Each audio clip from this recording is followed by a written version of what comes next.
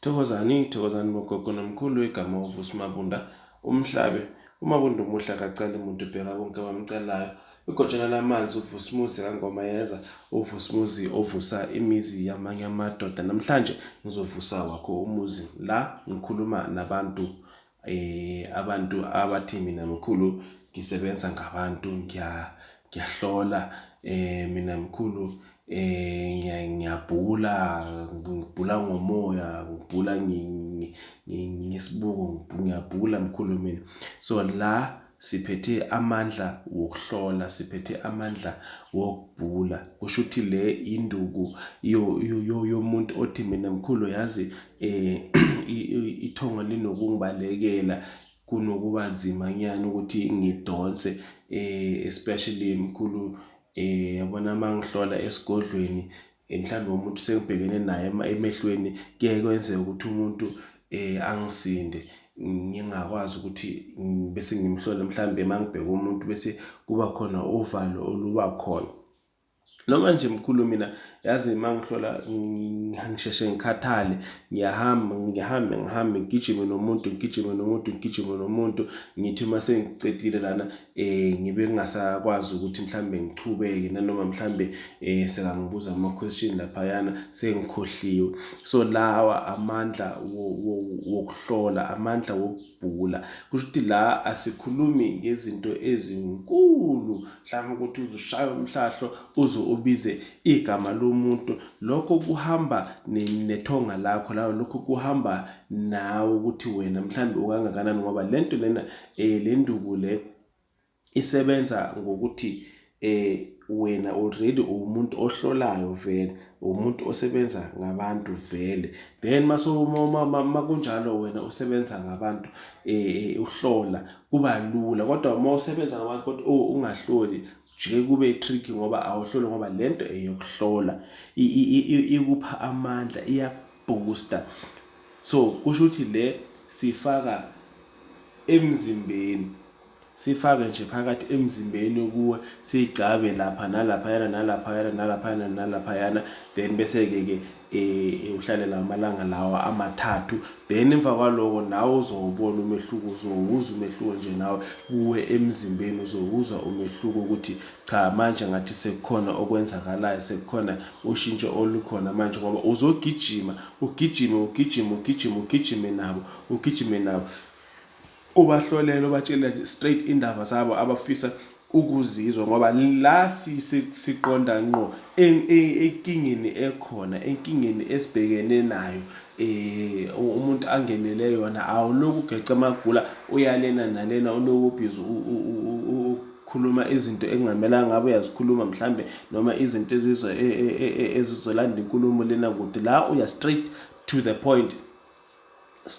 point la. So impande le nami engaboniswa yona ukuthi mangiyigaye, and then bese ngizokwazi ukuthi ngisize laba abafisayo ukuhlola. So kusho ukuthi lento futhi ikusiza ngokuthi umuntu inkinga yakhe ukwazi ukuthi uyithole akekho lo muntu la ushilo wathi mkhulu noma gogo ngiyeza ngizohlola, then bese lento iyakwazi ukuthi wena ukhulume nayo, uyibuze ukuthi ubuze wena bakini ukuthi ingabe inkinga yalomuntu yini. Bese-ke leyo nkinga leyo ivele uzothi umuntu uzothi masekafika la uzobe sowucedile nje ngaye, so wamhlolela waqeda. So into yokuthi le uyakwazi nokuthi ulale ebusuku, uthonge ebusuku, ifike inkinga yomuntu mhlambe, noma kufike imfihlakalo yasemhlabeni, imfihlakalo yabantu ifike, then wena ukwazi ukuthi uyibone iseza. Kodwa-ke lento ihamba nethonga lakho, ihamba nedlozi lakho le nduku lena, ngoba induku yokuthi akusiyinto yobuthakathi, kodwa induku ehamba nethonga lakho. Kangangokuthi ithonga lakho mangabe li-fast, izoba fast nayo ekuthenini isebenze. Ngichaza ngokusebenza ukuthi izoba fast ekuthenini isebenze, kodwa iyo-booster wona amandla wethonga ukuthi manje thina sobe sihamba sifike lana according to ingcondo yakho, mhlambe according to ukuzithemba wakho nawe, according to idlozi lakho, ukuthi lona idlozi lakho lihamba lifike kuphi. So le iyathatha from la kufika khona idlozi lakho bese iyachubekisa nayo.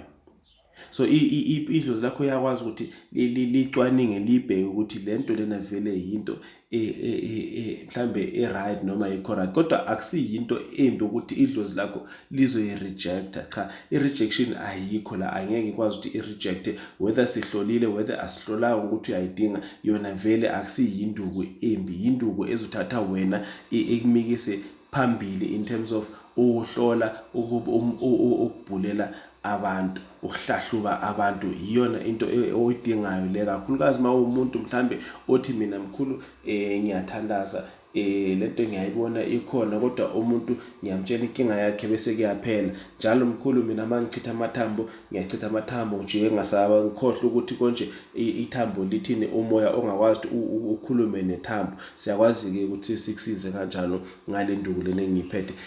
Sithwele yona le nduku lena, umuthi omkhulu kabi, umuthi onamandla lona, umuthi ozokwazi ukuthi ukusize wena.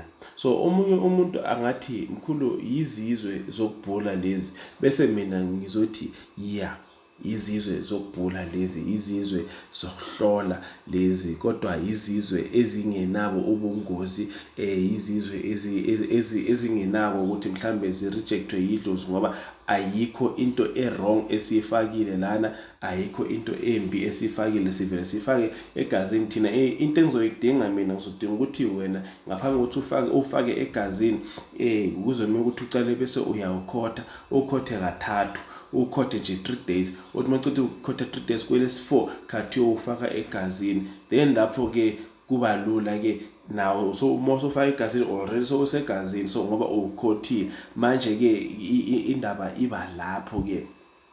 Bese ke ukhona nje imithetho nyana emibili emithathu engamelanga ngabe mhlambe kuyinto engamelanga ngabe uyayenza, especially when it comes to umzimba wakho. Emzimbeni wakho kukhona mhlambe ushintshe kumele ngabe uyalenza mhlambe in terms of ukudla. So uma ufuna ukudla, lapho siyakwazi ukuthi sikutshele ukuthi cha, la ungasadli lokudla lokho, ungasathinti la, thinta la, ungasathinti la, thinta la ekudleni. So ungazitholela yona ingamanani aphansi, amanani affordable. Uzongifonela, cha ungangibuzi ku WhatsApp, ngishilo ngathi izizwe zokubhula, kodwa izizwe ezi-right, izizwe zakamkhulu uVusi uMabunda. Ngiyabonga kakhulu. Thank you for subscribing. Nisazolanda izizwe zokubhula, nisazolanda impande enkulu. Thokozani.